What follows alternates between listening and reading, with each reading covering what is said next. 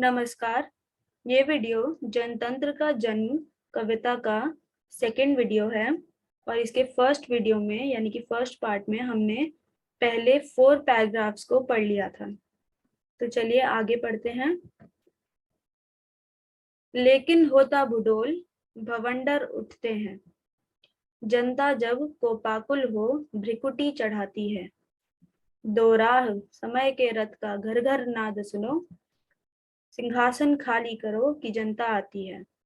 तो कवि यहाँ कहते हैं कि होता है भूडोल और बवंडर उठते हैं। कब उठते हैं? जब जनता कोपाकुल होकर भ्रिकुटी चढ़ाती है। कोपाकुल यानी कि गुस्से से, जब जनता गुस्सा होती है तो जब वो भौहें चढ़ाती है तो बवंडर उठते हैं, सैलाब उठते हैं। दो राह समय के रथ का घर घर नाद सुनो, सिंहासन खाली करो कि जनता आती है। कवि यहाँ कहते हैं कि रास्ता दो, किसको रास्ता दो? समय के रथ को रास्ता दो। समय का रथ चल चुका है, समय अब बदल चुका है, अब हमारा भारत देश आजाद हो चुका है। तो समय के रथ को रास्ता दो और अब प्रजातंत्र को स्थापित करने का समय आ गया है, इसलिए सिंहासन खाली करो, अब प्रजा उस सिंहासन पर विराजमान होगी। आगे पढ़ते हैं। हुंकारों से महलों की नींव उखड़ जाती, सांसों के बल से ताज हवा में उड़ता है। जनता की रोके राह समय में ताव कहाँ, वह जिधर जाती वह जिधर चाहती काल उधर ही मुड़ता है। तो कवि यहाँ कहते हैं हुंकारों से महलों की नींव उखड़ जाती है। किसकी हुंकारों से? जनता के हुंकारों से। जनता जब एक हुंकार लगाती है तो महलों की नींवें उखड़ जाती हैं। सांसों के बल से ताज हवा में उड़ता है। जनता की जब सांसें चलती हैं तो जो राजा महाराजा हैं, जो सिंहासन पर बैठे हैं, उनके ताज उड़ने लगते हैं। सोने के ताज हवा में ऐसे ही उड़ जाते हैं। जनता की रोके राह समय में दाव कहाँ, अब जनता की राह कोई रोक सके ऐसा समय में भी बल नहीं है। समय भी अब कुछ नहीं कर सकता है। वह जिधर चाहती काल उधर ही मुड़ता है। अब जनता जिधर चाहेगी समय का पहिया उधर ही मुड़ेगा। जनता जो चाहेगी अब वही होगा। तो चलिए आगे बढ़ते हैं।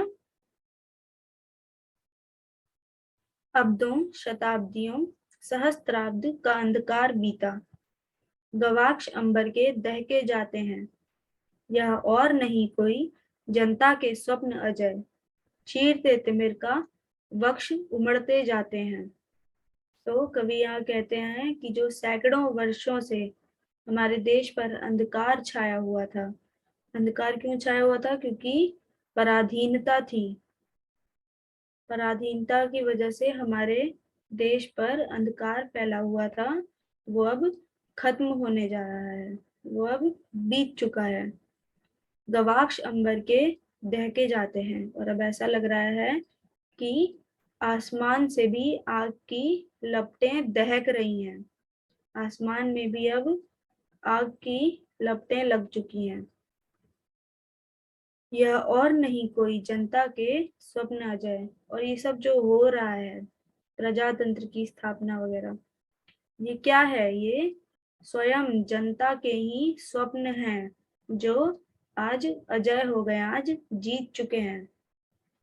चीरते तिमिर का वक्ष उमड़ते जाते हैं और जो रोशनी आकाश से आ रही है वो अंधकार के वक्ष को चीरते हुए निकल रही है और वो अंधकार को छांटती जा रही है। आगे पढ़ते हैं। सबसे विराट जनतंत्र जगत का आ पहुंचा, 33 कोटि हित सिंहासन तय करो। अभिषेक आज राजा का नहीं प्रजा का है, 33 कोटि जनता के सिर पर मुकुट धरो। तो कवि यहाँ कहते हैं सबसे विराट जनतंत्र जगत का आ पहुंचा। अब सबसे बड़ा जनतंत्र पूरी दुनिया का अब बनने जा रहा है। 33 कोटि हित सिंहासन तय करो। उस समय जब कवि ने ये कविता लिखी थी तो उस समय भारत की जनसंख्या 33 कोटि थी, यानी कि 33 करोड़, 33 कोटि।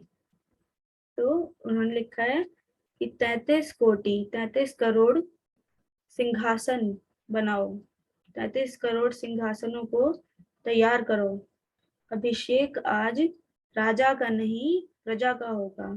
अब वो समय गया जब राजा प्रजा पर हुक्म जमाते थे, अब प्रजा ही पूरे देश को चलाएगी। अब प्रजातंत्र स्थापित होने जा रहा है। 33 कोटि जनता के सिर पर मुकुट धरो। तो कवि यहाँ कहते हैं कि 33 कोटि जनता, जो जनता है भारतवर्ष की, उसके सिर पर मुकुट धरो, उसका राज्य अभिषेक करो। अब जनता ही पूरे भारत को चलाएगी। आगे पढ़ते हैं।